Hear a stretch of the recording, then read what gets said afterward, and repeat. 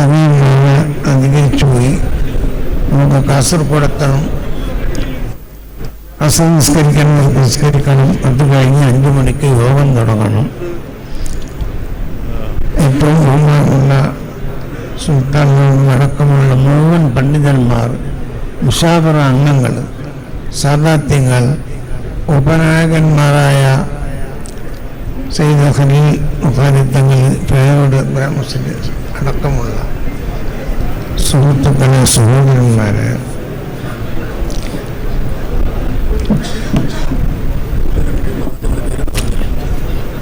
ആദ്യം കാസർഗോഡ് എന്ന് നിശ്ചയിക്കുകയും പിന്നീട് തലപ്പാടിയിലാണ് എന്ന് നിശ്ചയിക്കുകയും അൽഹംദുലില്ലാഹ് അവസാനം മഹാനായ സയ്യിദ് മദനി തങ്ങളുടെ ചാരത്ത് അന്ത്യദിവസം കൊള്ളുന്ന ഈ സ്ഥലത്തും മഹാനായ താജുൽ ഉലമ ഭൂമിയിൽ വെച്ച് തന്നെ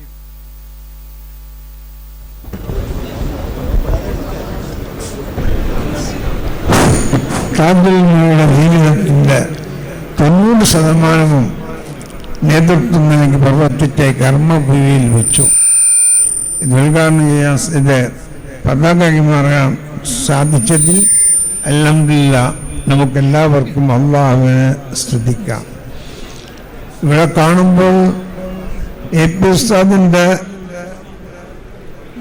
ഒരു കർണാടക യാത്ര ഇവിടെ പതാക കൈമാറലാണോ എന്ന് തോന്നിപ്പോകുന്നു.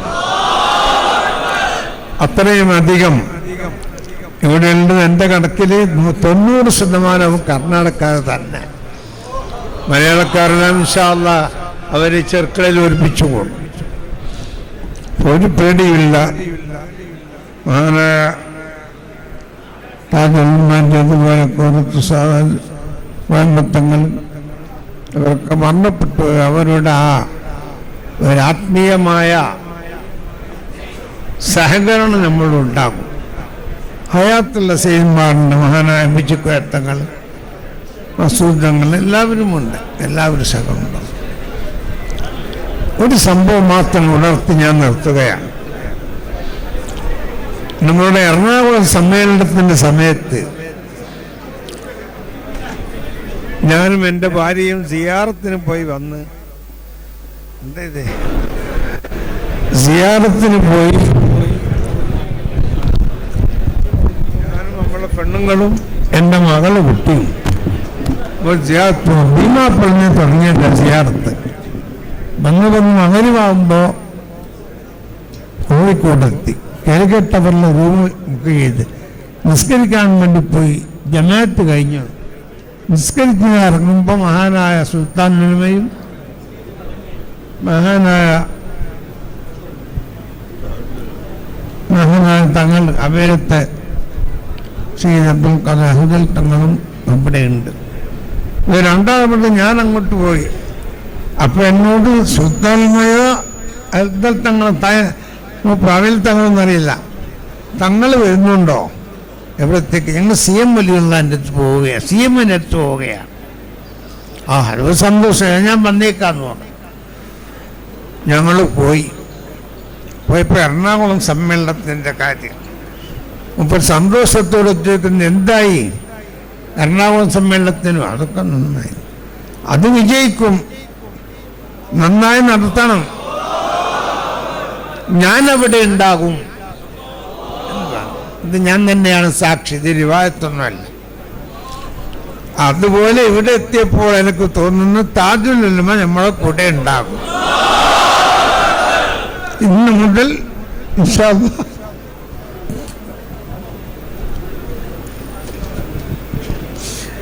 അല്ലാഹ് പരിപാടി അവസാനിക്കുന്നത് വരും ദുനിയാവിലും ആഖിറത്തും സ്വർഗത്തും താജുൽമാന്റെ കൂടെ അല്ലാഹു നമ്മൾ ഒരുമിച്ച് വിട്ടുതരാ. അതുകൊണ്ട് നമുക്കിതിന് വലിയ അഹങ്കാരമില്ല, അതല്ലെങ്കിൽ കിബറില്ല, അല്ലെങ്കിൽ ആരെയും ധരിപ്പിക്കാനോ ആരെയും ഭീഷണിപ്പെടുത്താനോ അല്ല. അതേ സമയത്ത് സുന്നത്ത് ജമാഅത്തിന്റെ ശക്തി വളർത്തുകയും അതുപോലെ തന്നെ മാനവ ഐക്യം നമുക്കറിയാം, എല്ലാ സമുദായങ്ങളും എല്ലാ സംസ്കാരങ്ങളും എല്ലാ ഭാഷയും എല്ലാ ആചാരങ്ങളുമുള്ളൊരു ഇന്ത്യയിൽ ഏറ്റവും പ്രസക്തമായ ഒരു പ്രമേയമാണ് മനുഷ്യർക്കൊപ്പം എന്നുള്ള സ്നേഹത്തിൻ്റെ പ്രമേയം. ഇൻഷാ അല്ലാഹ് പുതിയ വർഷത്തിലാണ് നാം, 1-ാം തീയതിയാണ്. ഈ കൊല്ലം മുഴുവനും ഇതിനടുത്ത കൊല്ലവും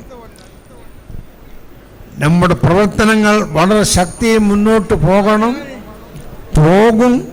അള്ളാഹു ശക്തിപ്പെടുത്തുകയും ഇന്ത്യ രാജ്യത്തും കർണാടകയിലും കേരളത്തിലും എല്ലാ സ്റ്റേറ്റുകളിലും മതസൗഹാർദ്ദത്തിന് സുന്ദരമായ അന്തരീക്ഷവും ശോഭനമായ നല്ല ഭാവിയും അള്ളാഹു നിലനിർത്തട്ടെ എന്ന് ദുആ ചെയ്യുന്നു. നിങ്ങളെല്ലാവരെയും കാസർഗോഡ് ക്ഷണിച്ചുകൊണ്ട് നിർത്തുന്നു. അസ്സലാമു അലൈക്കും.